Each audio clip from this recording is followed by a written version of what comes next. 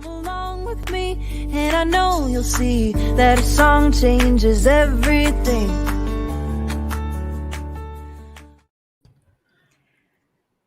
Hello, everyone. I was going to say good afternoon, but for our guest Depends today, where you are, huh? Yeah, our guest, Jason Sotiris, is joining us all the way from Australia. So it's 7:30 in the morning, his time.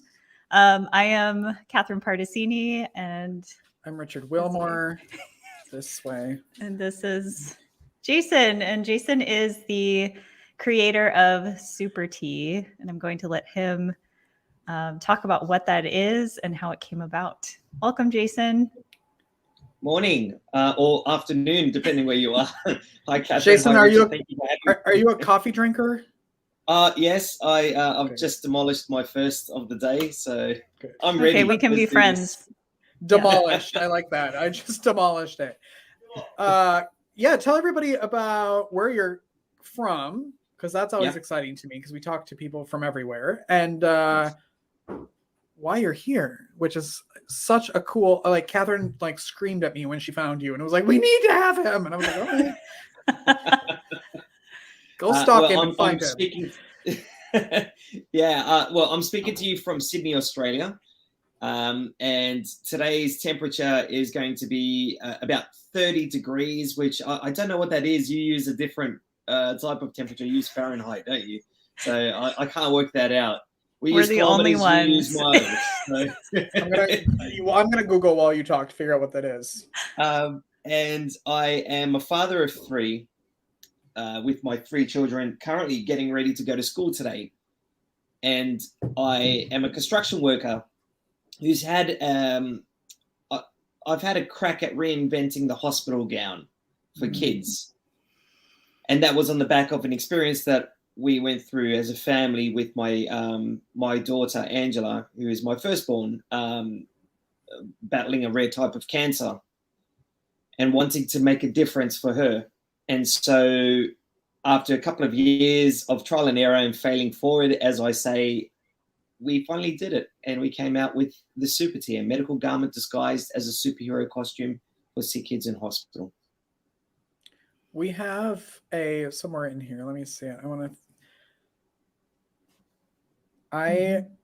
This is what a genius idea. Were you at all artistic? I know you're a construction worker, which is an art in itself, but yes. were you doing any sort of visual arts or music or anything?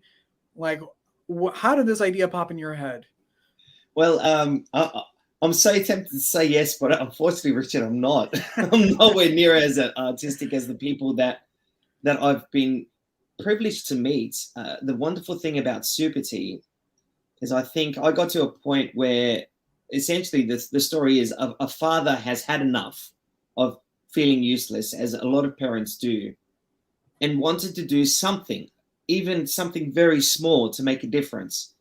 And because there's so many parents like me out there that also want to make a difference, when you get enough people together, great change can happen.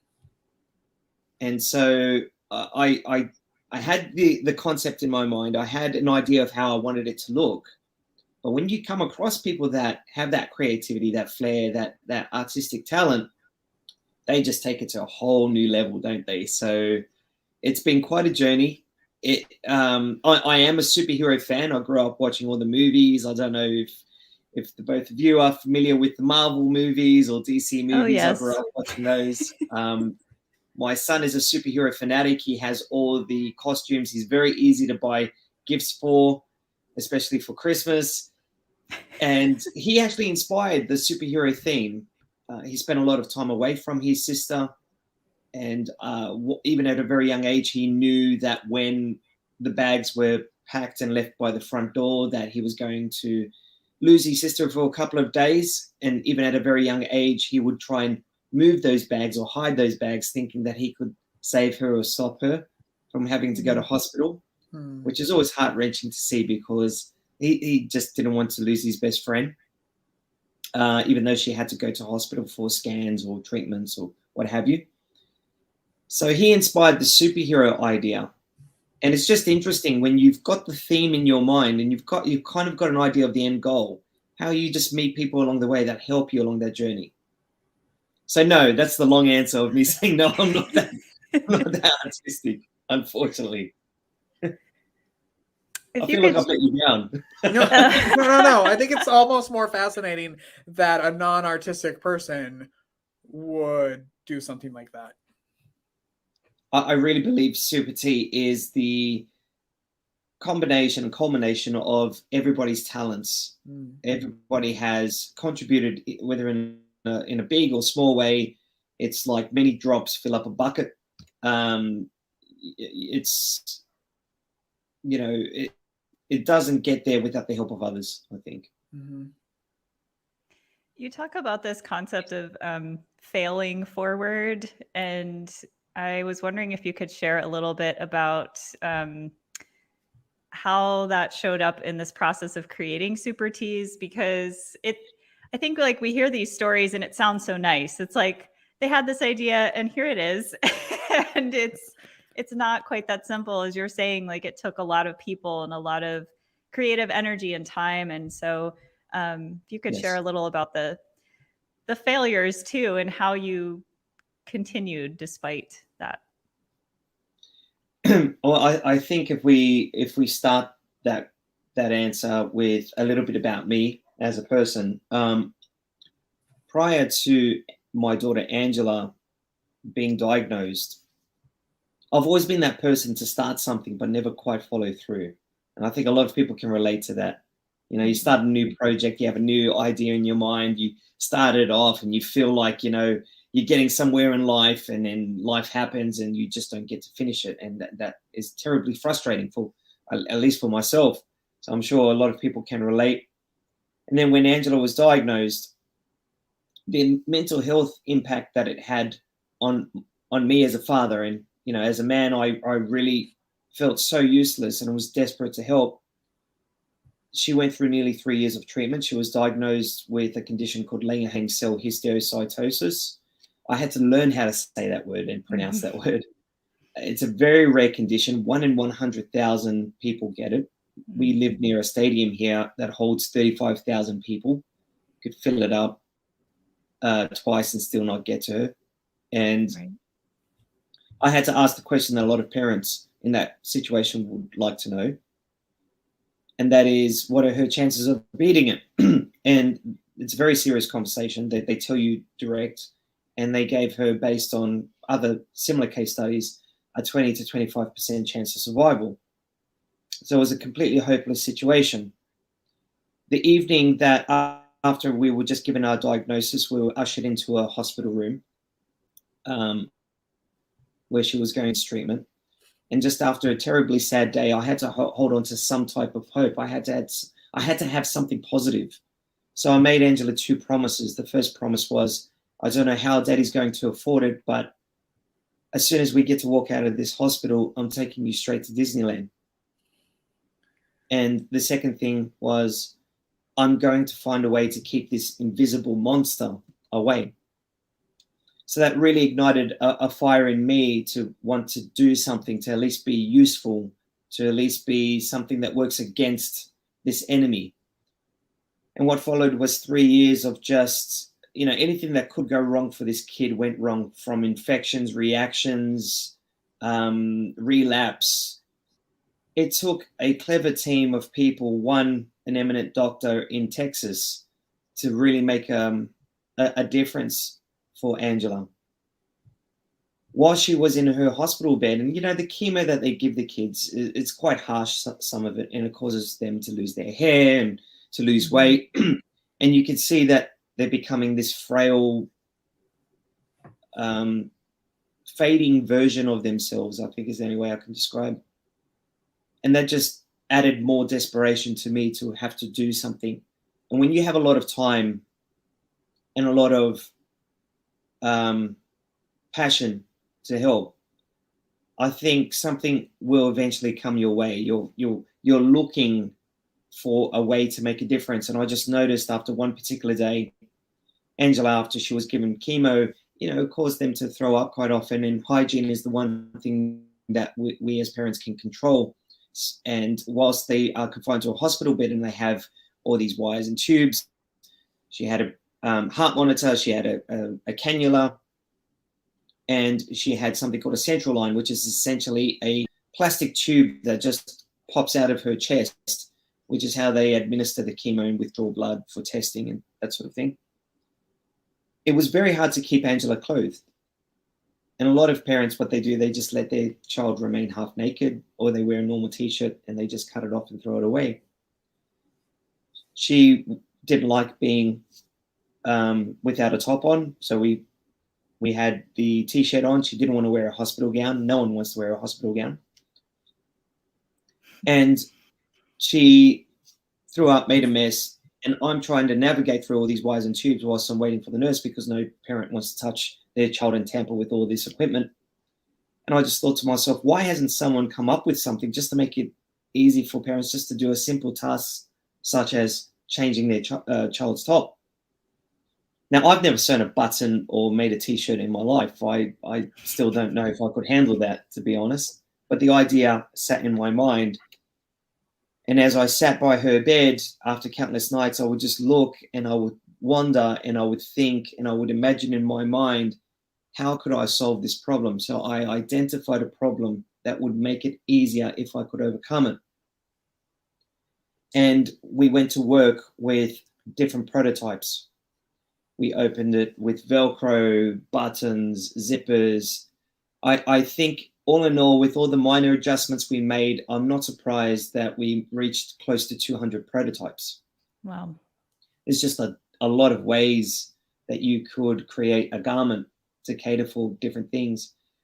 But the good thing was, when you spend nearly 3 years in hospital, you get to form relationships with nurses and other parents. And when you share the idea with them, they're more than happy to help, because they know how much it means to you, especially when you express it with passion. So they became a wealth of information, and I got to see a lot of the common problems that parents and nurses faced.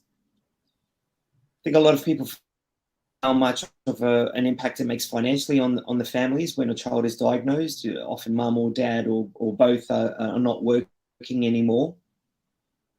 And so that impacts your finances. So here I am, I've got a child that needs constant care. I've got very little money, but I've got this idea. Again, you put that request out to the universe, something in time will come back if you keep asking. You learn very quickly who is there for you in your toughest times. When you find yourself in a situation like I was in, you notice who comes to visit and who doesn't.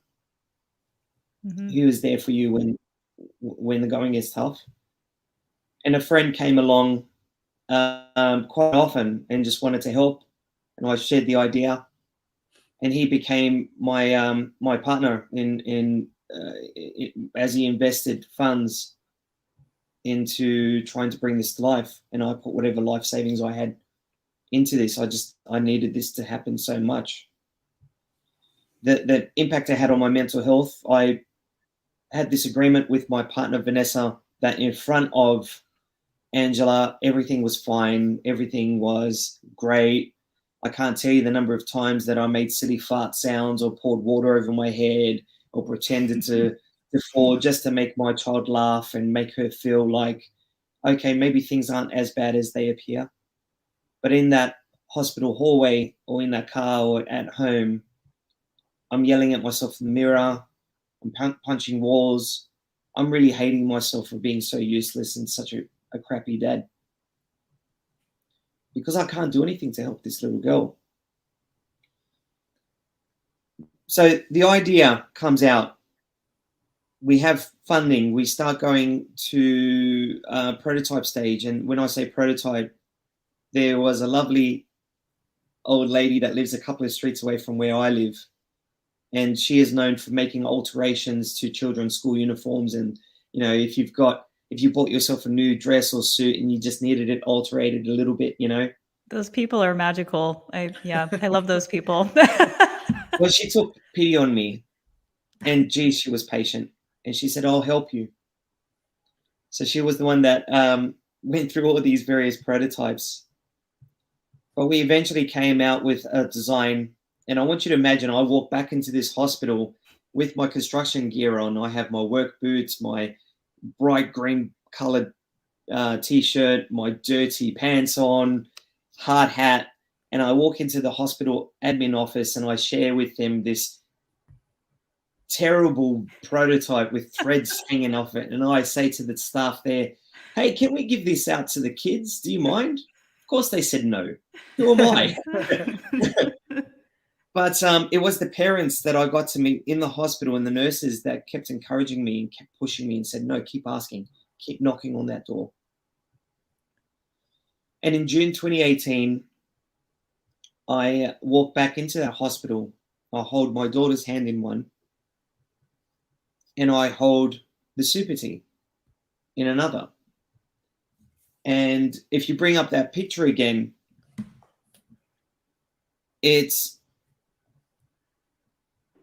we settled on plastic press studs that go from the underarms down and over the shoulder.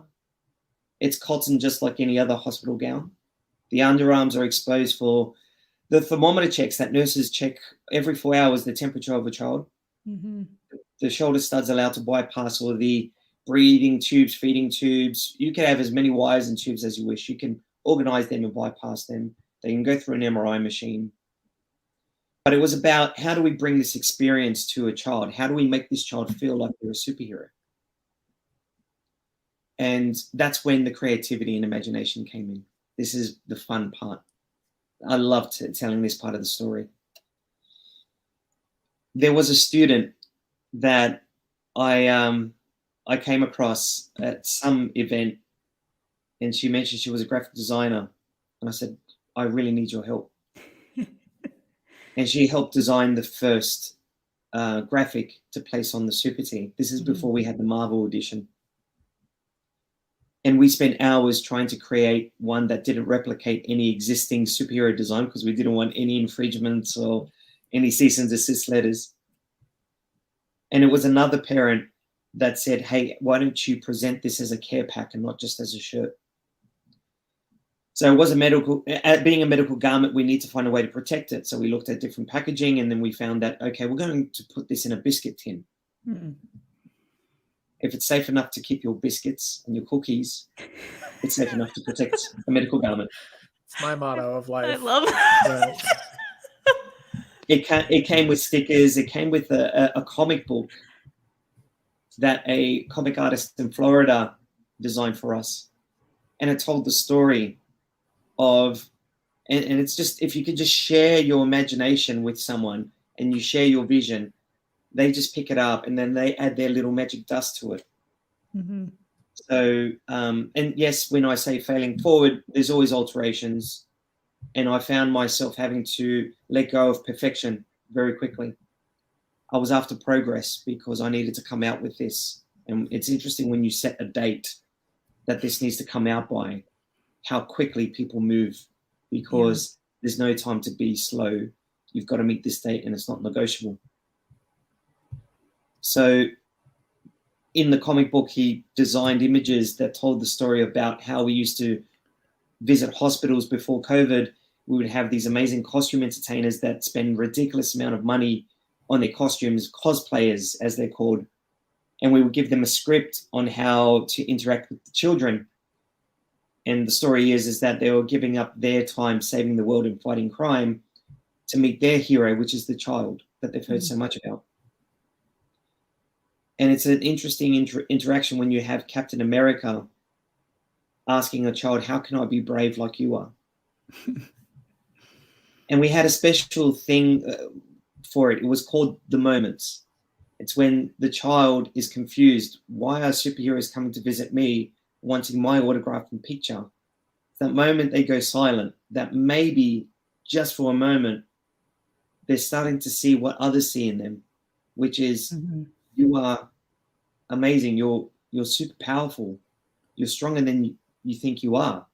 Everybody thinks that you're a superhero. Maybe you can believe that too. And here's a costume of your own to prove it.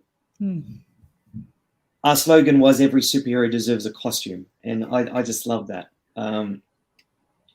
So we launched in June 2018. The media caught on. and I had to give up my job as a construction worker because I fell in love with this. We started as a for-profit, for-purpose, not knowing, would this be something that would sit on the shelves of gift shops? Everybody was buying these, and we would say, where do you want me to send your Supertees? And they would say, just give it out. So it had to become a charity. Hmm. So again, paying forward, it's like you go one direction. You have to be able to adjust and adapt. It's as if it tells you, okay, this is what everybody's thinking. This is the feedback. This is making it hard. Maybe change to make it easier. So we got our charity status in October 2020. And then a phone call came in. And I was looking after the children, and they were driving me crazy, as they often do. And I missed the person's name. When I answered the call, and I said, "Sorry, who's calling?" And they said, "Oh, yes, Jason, this is Kate, and I'm calling from the Walt Disney Company." And I sat down, and the first thing that went through my mind was, "Do not stuff up this phone call, Jason. Just don't." Whatever Like, you do, this is a spam call. Bye. Don't say anything stupid. So we're now in collaboration with the Walt Disney Company for their Marvel designs, which just makes sense. It makes sense. Yeah. These kids now can become the superheroes that they see in the movies. When I look back at failing forward, I want to stress this point, and this is a very important point I want to make for everyone. I have no tertiary education. I have no artistic skills. I don't know how to run a charity. I don't know how to interpret a financial document very well. I don't know how to sew a button, nor do I know how to make a t-shirt. I don't know anything about graphic design. But I know a lot of people that are good at that. And I know a lot of people that care about the same things I care about. And I let them show me, or let me follow them, to tell me the best way, because that's what they're proficient in. That's what they're good at. And I think if you just move out of your own way and think, I have to do this, no one can do it as good as me, I think you'll be surprised, especially when you share the vision. I think a lot of people, they don't spend a lot of time. I've lost you. Are you there? Uh-oh. No? There. Oh, I think you might be back. Okay, yep, sorry. There we go. That's okay. Let me... Can you see me? Yes. Yep, we can see you. Okay, all right, cool. And yeah, I think because I was so clear on how I want this Supertee product to look and the impact I wish for it to make, and the experience I want to deliver to the child, and how I want this child to feel, and how we want them to feel more comfortable, and the mission, and I shared all of that, they were able to understand, and then able to share their experience with me. And it's kind of like, okay, I've got all these ingredients now. How do I cook? Mm-hmm. So I have to have a healthy relationship with adversity. A lot of people look at adversity and they look at problems and they say, well, why me? Why do I have to face this? Why is it so hard? If you just tweak it a bit and look at your problem or your adversity as a telltale sign, or a indicator, or an opportunity to overcome, or to make an adjustment, or to learn something from, or to provide the opportunity for someone to come in and help you overcome together. And for you, again, to move out of your way, I think a lot of progress can happen. And I think we create, I believe 80% of the problems we create ourselves. True. I think that's hard to say. Yeah. What designs do you have, and how do people get them? Okay, so we deliver to hospitals in Australia nationwide.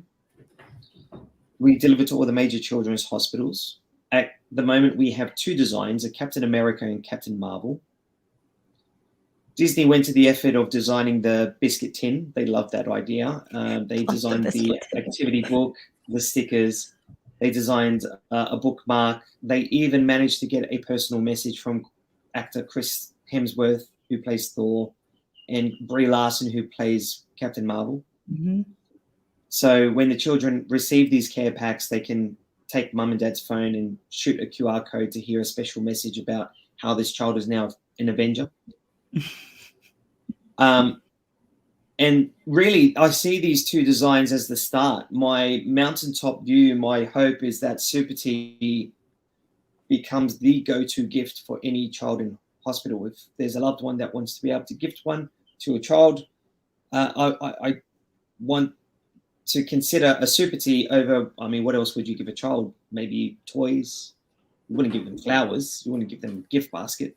It's really toys, isn't it? So I want that to be the go-to gift. And I want whatever child is diagnosed with a life-threatening condition, I want there to be a Supertee available for them for free. That's my mission. So we deliver them direct to hospitals. And the dream is to replace the hospital gown. No one wants to wear a hospital gown. If I was on this podcast now wearing a hospital gown, you would know it doesn't look quite right. Something's wrong there. Maybe you're speaking to the wrong person. But I think what you wear matters. And the studies have indicated that. That, you know, if you put a costume on a child, the benefits that it has. So I think hospital gowns represent illness. Mm-hmm. I mean, when you think about it. But what I found out about superhero costumes is quite cool. They did these studies in Minnesota. I was speaking to a child psychologist. Her name is Dr. Stephanie Carlson. And I can send you the link about this cool study they did. They got these kids, I think, aged 4 to 8 years old. And one by one, they would bring these kids into a room where there was a table and a glass box with a locked door on it. And inside this glass box was a toy. And they handed these kids one by one a bunch of keys. And they said, if you can find the key that unlocks this door, you can have the toy inside. The thing was, none of the keys worked. They just wanted to know how long until that child gave up. Now, let me ask you, what do you think happened when they put a costume on a child? The time it took them to give up increased. Is my guess. Absolutely, it doubled the amount of persistence time. Exactly. And what they think it is that it's something called psychological distancing. They're now looking at the task through the eyes of a superhero rather than themselves. So it's no longer, Catherine or Richard, going into the room to take on a task to save the day. It's now, Captain America or Captain Marvel, and they start to impersonate that character. And what do we know about superheroes? They don't give up. And when I found out about this, I was like, yes, we've got to have this as part of our costume. So my hope is that a child can go into hospital one day, and the one thing they could look forward to is, can I have a Captain America Supertee? I'll also love a princess. Can I also get a NBA Houston Rockets? Can I also get whatever they consider themselves or want themselves to be perceived as, and for them to have fun with, I think is the objective. Have fun, yes. Yeah. And Weird. I think, sorry, part of what that does too, and this is one of our goals with Hearts Need Art, is that you're humanizing their experience in the hospital. So instead of it just being everyone, it's the same gown, it's the same room, you're bringing in elements of their personality, whether you're making art together or music, or it's in the garment that they get to wear. They get to make a choice, so that they're not just another patient sitting on the ward. Exactly. Yeah. But I think it goes a little bit further than that, it's the power of imagination and the power of imaginative play. Correct me if I'm wrong. The purpose of art is to invoke emotion, some sort of emotion. And it's the platform to express one's emotion. Would you agree with that? I would agree with that. 100% Yeah. yes. Yeah. So by wearing a costume, we're hoping that it changes something within them.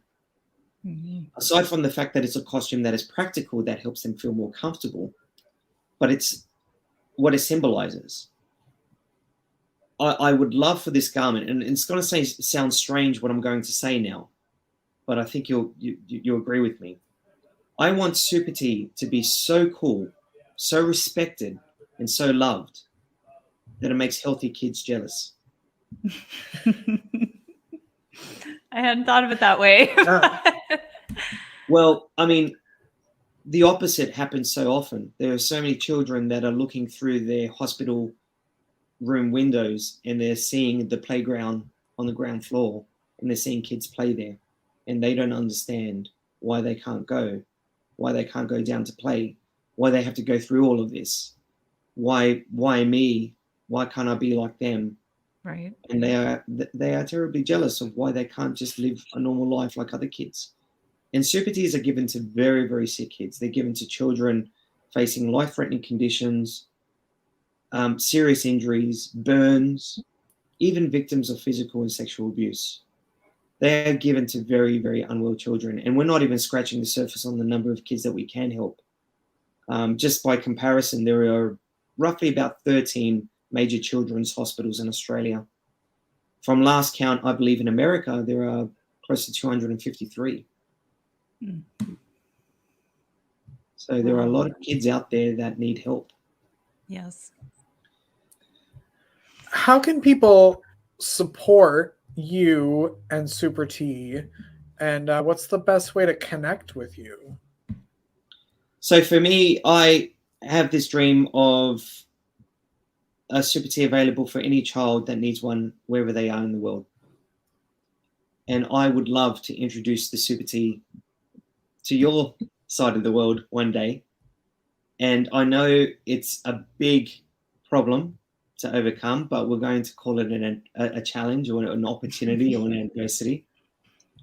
Because just like I've solved all the other problems or adversities and challenges in my life, it has been with the help of other people. I can't just rock up to the States and say, hey, here's Supertees. There you go. No, it's going to take an army of people. It's going to take a community that care about kids, that see the merit in this and want to make an impact.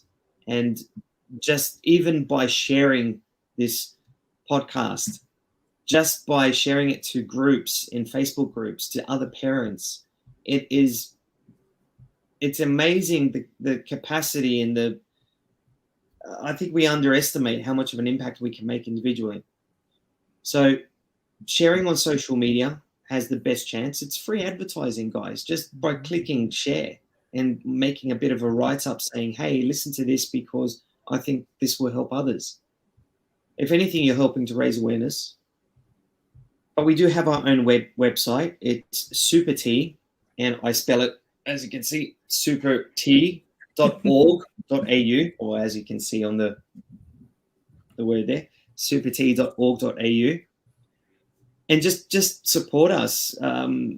We have a handful of people that have discovered us, and they live in the States. And they're doing everything they can, knocking on doors to try and introduce the Supertee over there. And if it happens because of the help of others. So yeah, there's that. And also, I forgot to mention, we are a registered charity, and we also have a registration status in America. So by donating to us, even though we're in Australia, you do get a tax deduction in America as well. Wow. Awesome. And I put the link in the comments. So wherever you're watching this, you can go click on that. Or if you're listening to it, I'm sure it's in the show notes. Catherine's really good at that. I, as someone who was in the hospital this year for a couple of weeks, I kept thinking like, I want one of those. Like, as an adult, I feel like that would just be, like you said, like it would just be fun. Like that's what I would love about it, is just the reaction from my staff coming in, like seeing that, like everybody gets to experience that, and even not just the child, like everyone gets a little boost when they get to interact with them, and I just love it so much. It's such an awesome idea. Yeah, well, we cater for ages 1 to 12. We do have prototypes for an adolescent version. Yes. The feedback that we have so far is that they would love a garment that has some real smart ass remarks on there. That Yes. humor has so many benefits, and I think, Richard, you might like what we have in store. It'll be the sort of raised eyebrow. Are you sure you want to say that? I think we need to check back in like in a few months and see where this is at, because and then put a warning before we talk about it.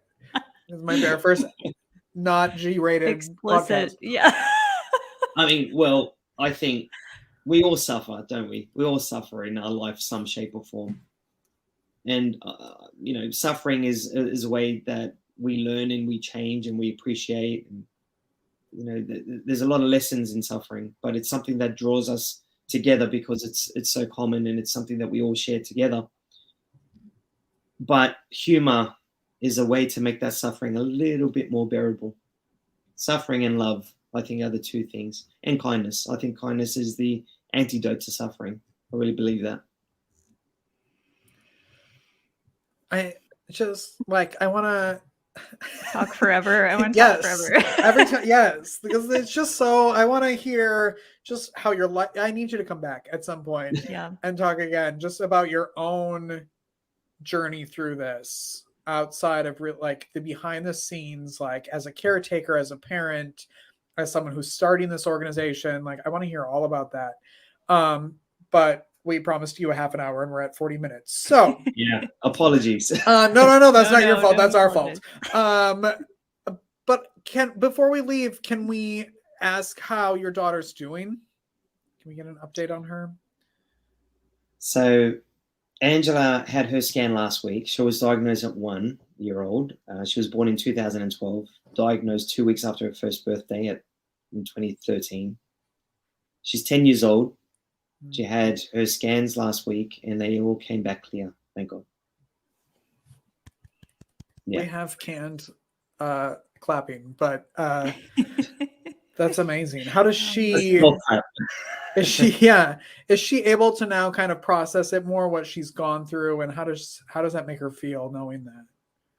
I mean, at that age, and she's seeing Dad on the TV and newspaper, I had to sit down with her only recently and have that difficult conversation with her.